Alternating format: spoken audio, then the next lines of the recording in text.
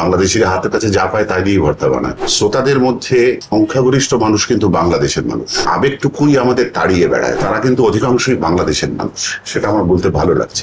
বাংলাদেশে আসার কথা বলি তাহলে সেটা আমার 2000 সাল থেকে, মানে এটা 2026 বছর ধরে আমি বাংলাদেশের ঢাকাতে তো অগুন্তিবার, তার হিসেব নেই কোনো, এছাড়া অন্যান্য জায়গাতেও এসেছি। কিন্তু হ্যাঁ, ঢাকেশ্বরী মন্দিরে এই প্রথম আসা, এবং অবশ্যই যেহেতু এটা প্রথম ভিজিট, খুবই ভালো লাগছে।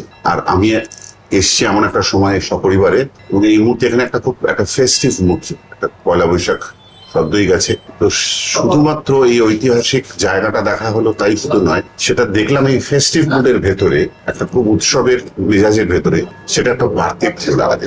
সত্যি কথা বলতে আমি যেটা আমার মনে হয় যে বাংলাদেশে এসে আমি যেটা আমার সব থেকে বেশি ইউনিক মনে হয়েছে সেটা হচ্ছে বিরিয়ানি বা অন্যান্য ধরনের খাবার কলকাতাতেও পাওয়া যায়, কিন্তু যেটা আমার কাছে বাংলাদেশের স্পেশালিটি লেগেছে সেটা হচ্ছে আমি প্রথম এসে এখানে নানা ধরনের ভর্তা খেয়েছি, ঠিক আছে, এখনো খাইনি।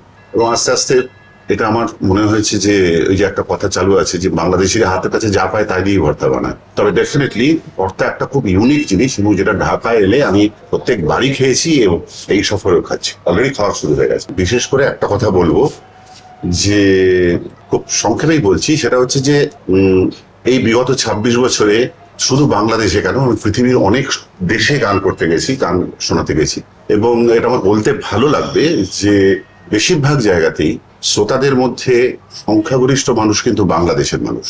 এবং এই কথাটা আমার বলতে আরো ভালো লাগবে যে বিদেশের মাটিতে আমি বলবো সেই উন্মাদনা বা সেই প্যাশন, সেই আবেগ তো ঢাকাতে বা চিটাগংয়ে বা ফরিদপুরে বা সিলেট যেখানে হোক সেখানেই পেয়েছি, কিন্তু বিদেশে যেখানে বাংলাদেশের মানুষরা আমার গান শুনতে আসেন, তারাও যে আবেগটা দেখান সেটা আমার ব্যক্তিগতভাবে ভালো লাগে। আমি নিজেও খুব আবেগপ্রবণ মানুষ, এবং আমার মনে হয় যে যারা একটু গান বাজনা করি আমরা, ওই আবেগটুকুই আমাদের তাড়িয়ে বেড়ায়, সত্যি কথা বলতে।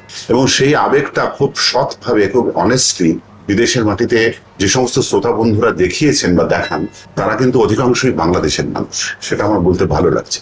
সেরকম একটা গান বলে তো কিছু হয় না, তবে বিদেশে বা বাংলাদেশে আমি এসে যেটা আমার মনে হয়েছে যে আমার আজ থেকে প্রায় সেই 26 বছর আগে 2000 সালে রেকর্ড করা সেই গানটা, সেটা ইনফ্যাক্ট আমি যখন ঢুকলাম হয়তো আমাকে ওয়েলকাম করার জন্য এখানে মানে লাউড স্পিকারে বাজতে লাগলো, বৃষ্টি তোমাকে দিলাম, এবং সেটা ঢাকের বোলের সঙ্গে মিলে একটা অদ্ভুত এনভায়রনমেন্ট তৈরি করে। কিন্তু নিশ্চয়ই এই যে শুনতে চাওয়া, এই গানটার প্রতি মানুষ যে ভালোবাসা দেখান, সেটা শুধু বাংলাদেশে নয়, সেটা শুধু ঢাকায় নয়, সেটা শুধু সিলেটে নয় বা চট্টগ্রামে নয়, এটা আমি পৃথিবীর অন্যান্য দেশে, সেটা অস্ট্রেলিয়া হতে পারে, ইউকে হতে পারে, ইউএসএ হতে পারে, সব জায়গা থেকেই একই রকম ভালোবাসা পেয়েছি।